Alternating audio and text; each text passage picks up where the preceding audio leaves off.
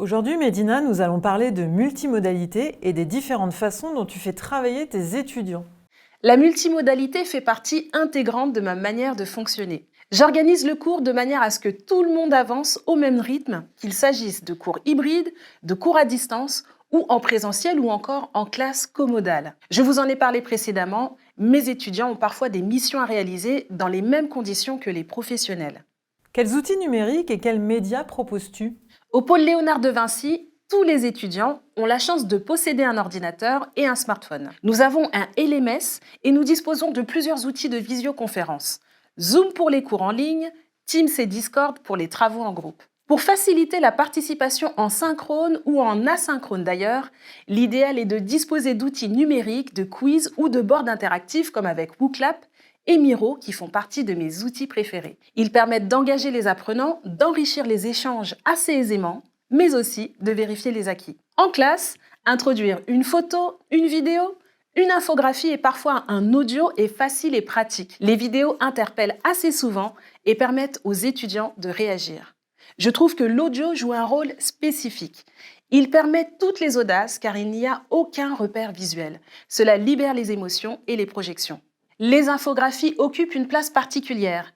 Elles appuient un constat, une analyse. Je les conseille notamment lors de présentations de sujets temporels ou pour présenter de manière plus digeste des données. Elles donnent un aperçu rapide et facile à comprendre sur un sujet spécifique. Vu l'expansion phénoménale des données dans nos vies, la data visualisation est une compétence de plus en plus recherchée. Vous pouvez maîtriser Excel associé à la suite Google ou la suite Microsoft par exemple, mais la data visualisation permet de gagner en efficacité et en clarté. Des outils en ligne existent. Parmi les gratuits, je citerai par exemple Infogrames et Visme. En quelques clics, vous obtenez des graphiques clairs et exploitables facilement. Tu fais donc travailler tes étudiants selon plusieurs modalités de travail. La multimodalité comprend une agilité à toute épreuve. Aussi, je propose aux étudiants de s'essayer aux diverses modalités de travail. Seul, en groupe, avec l'enseignant ou encore avec des coachs pendant des hackathons. Seuls, ils ont une tâche à effectuer en plusieurs étapes. Chaque étape comprend un objectif précis. Ils ont régulièrement des travaux à restituer dans lesquels ils doivent exprimer leur analyse, mais aussi leur questionnement. Le travail en asynchrone permet aux étudiants d'évoluer chez eux en autonomie et à leur rythme. Les travaux en groupe suivent un rituel précis. Je demande aux étudiants de s'organiser en ma présence. Cela change radicalement le déroulement du projet et le rendu final. Chacun réalise qu'il fait partie d'un grand tout où chaque maillon est essentiel. Chacun comprend qu'il a la capacité à se coordonner, à présenter des avis complémentaires et ou divergents. Je propose aussi d'arbitrer dès le début du projet d'éventuels désaccords ou de désamorcer des malentendus. Médina, comment évalues-tu tes étudiants? Les évaluations écrites peuvent être des quiz. J'opte pour 40 à 100 questions en fonction des informations à connaître sur une discipline. Il y a aussi les évaluations orales. Les étudiants réalisent des supports PowerPoint ou Canva ou autres et doivent présenter leur raisonnement et les étapes essentielles de leur projet. La graduation au point est une attente importante qu'il s'agisse du quiz ou de rédaction de contenu. Cependant, mes notes sont assorties de commentaires, ce qui est essentiel. Les étudiants veulent comprendre ce que l'examinateur a compris de leurs travaux, ce qui est clair et ce qui l'est moins. Il y a un besoin d'avoir un retour sur les notions acquises et non acquises. Faire des erreurs, c'est normal et aussi indispensable.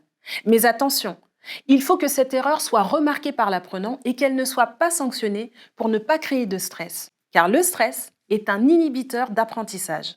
Alors je vais plutôt valoriser et encourager plutôt que sanctionner. Médina, pourquoi mettre en place un parcours multimodal? La crise sanitaire a bouleversé l'organisation du travail. En proposant des systèmes variés, nous apprenons à nos apprenants à s'adapter à tous les modes. La multimodalité en formation, avec sa combinaison de moyens et de situations pédagogiques variées, permet à l'apprenant de réaliser son apprentissage dans les meilleures conditions possibles en termes de lieu, de temps, de support et d'outils numériques, et permet d'assurer la continuité des apprentissages. Il existe plusieurs avantages. La souplesse, les classes peuvent être hybrides, 100% en distanciel ou 100% en présentiel. Le cours s'adapte à tous ces formats. L'efficacité et l'engagement, en fixant des objectifs clairs aux étudiants. Il est plus facile de suivre l'évolution de la classe. Dans le support, j'introduis des documents partagés que doivent remplir les étudiants en autonomie pour constituer des équipes, remplir un formulaire, etc. Sans ce document, ils ne peuvent suivre l'étape suivante. Cet exercice me donne d'ailleurs l'occasion de leur rappeler que s'ils omettent des éléments, ils compromettent des processus. En créant des interactions avec les apprenants via ces documents de suivi, j'augmente leur engagement. La personnalisation et l'accompagnement. Les classes sont souvent nombreuses. Si je prends le cas du document partagé, les étudiants intègrent les feedbacks que je leur ai fait individuellement. Cette aide personnalisée associée au coaching, au groupe de niveau que je mets en place, à la remédiation et au projet personnalisé complète l'individualisation de l'apprentissage. Quels en seraient les inconvénients, les freins? Beaucoup de préparation. Vous l'avez compris, il faut de l'anticipation. Il faut penser à toutes les séquences du cours. C'est une mécanique qui ne souffre aucune improvisation. Rédiger le cours, noter les zones d'intervention spécifiques, intégrer les relances, créer les quiz, les bords sur Miro, prévoir l'évaluation, le temps de correction et en filigrane, ce qui permet à l'étudiant d'intervenir individuellement. Enfin, il faut prévoir des moments de restitution individuelle et en groupe. Rapport temps passé à préparer, temps pédagogique en classe. La préparation nécessite de pouvoir s'isoler pour se concentrer. Il est bon de simuler mentalement le déroulé de la ou les séquences. Généralement, pour un cours classique, il faut compter 1 heure de préparation pour 1 heure de cours. L'hyperconnexion.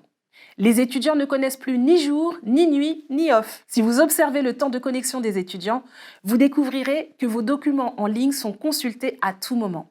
Afin de préserver certains étudiants, je propose des accès à durée déterminée et des dates limites. J'insiste aussi sur la nécessité de s'accorder des temps de repos. Vous le voyez, la pédagogie est riche et peut s'adapter à plusieurs typologies d'apprenants. Je vous conseille de varier les plaisirs pour éviter l'ennui. Tester des nouveautés, proposer des expériences mémorables aux étudiants.